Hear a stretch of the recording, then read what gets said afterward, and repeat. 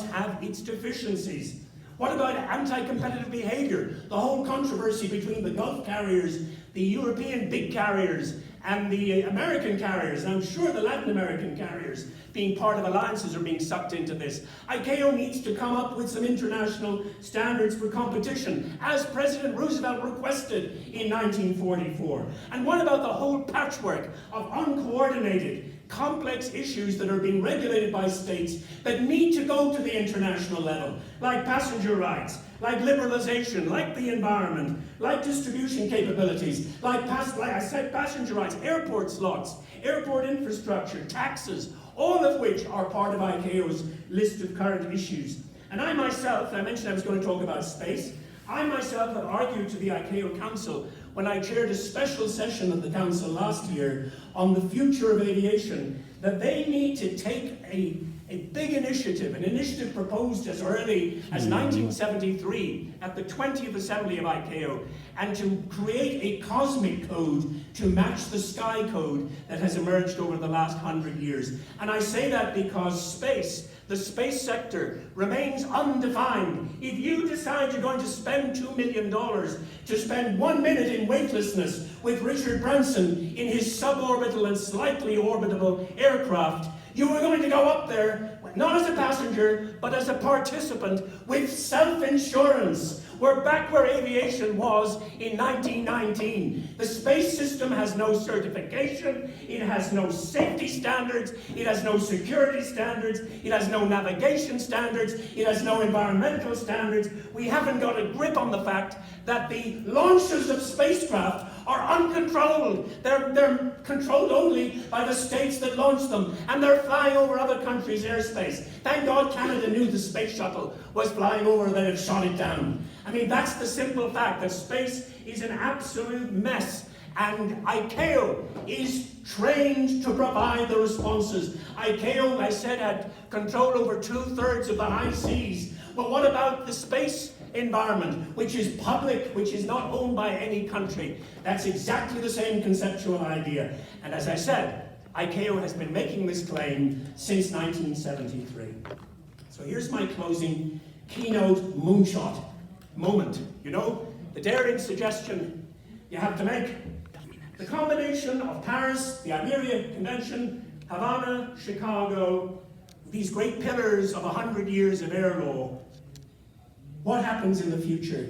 I warned you about not taking this for granted, this organization.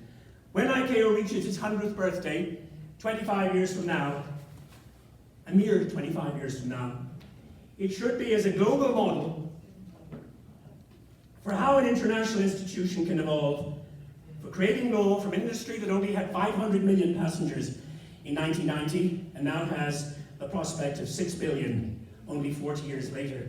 It should be stronger in every sense, with noticeably increased authority, comprehensive global compliance, a worldwide network of licensed regional authorities. We've started that this past week with the Assembly, including FAA and EASA. Membership not just by states, but by non-states, including Airports Council International. It's ridiculous that Airports Council International sits at the Assembly as an observer and cannot speak, and yet it has so much to say on your behalf. The same can be said for IATA. IATA is celebrating its 100th anniversary of its founding. It should be there, debating with the council members. I cannot understand. McGill should be there. We're applying for observer status. We used to have it, and somebody took it away. One as well. I will not stand for that.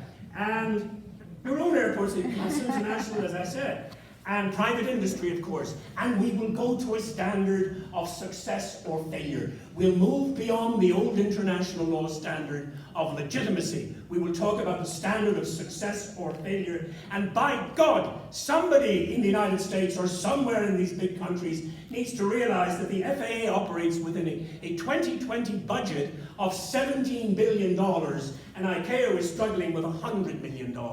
That's simply unacceptable, given our commitment to internationalism.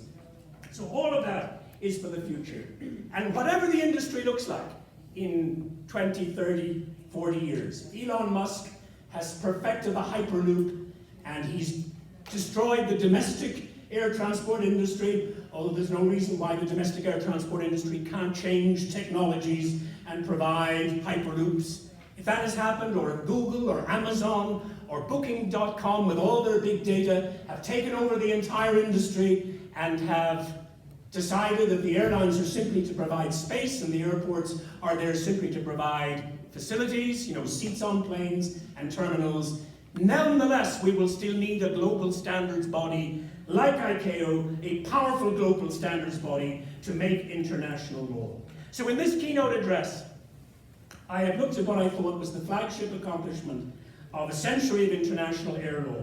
I've shown how air law, despite the "don't touch me" sovereignty rule in Article 1 of the Chicago Convention, actually evolved to create unprecedented interstate cooperation and strong international institutions in aviation safety, security, and accident investigation, and many new fields.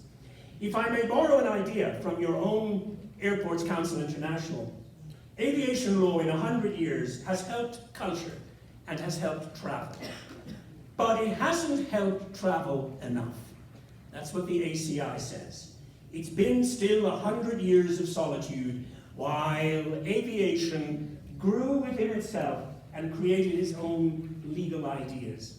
And a lot of that is due to the bilateral system and the nationality rule and protectionism. This is still a very protectionist industry.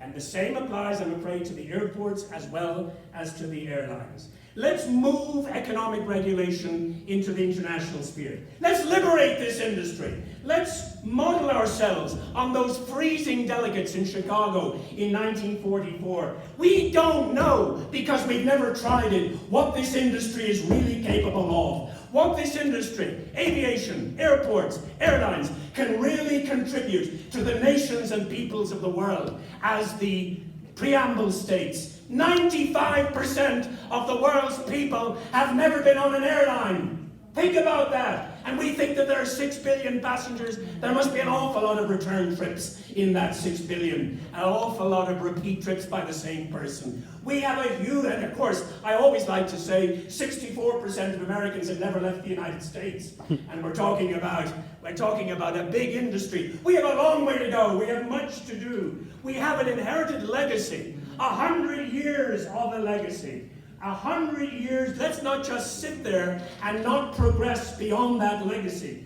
Harvard economist Michael Porter told the former very controversial Director General of IATA, Giovanni Bisignani, Giovanni, he said, you've got great rules there for international safety and security and everything that ICAO is doing. But when I look at the airline business, all I see is a mess. The biggest mess I've ever seen in an economic sector. Well, that's not what we want to hear. That's not what we want to hear. And one of the things we have to do in the future is not confuse governments. I said at the beginning, governments are no longer our friends because they don't know the message. They don't know what the airlines want or the airports want. Do we want a free market or do we want subsidies? What do we do? What do we want? Where's the policy? Let's find the policy. Let's do it. Let's decide it by the end of this conference tomorrow where the future is. Diego, that's your job. Lead the conference. Thank you.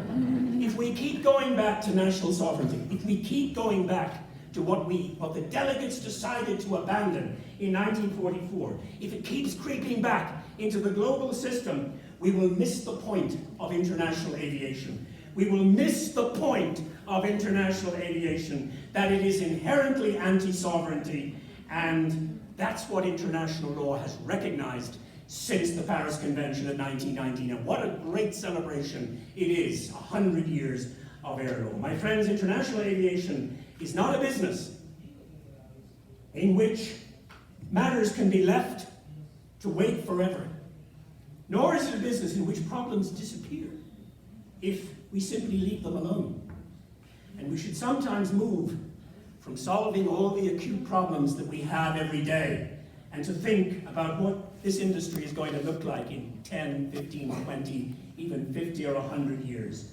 It's always better to have a good solution on time than a better solution too late.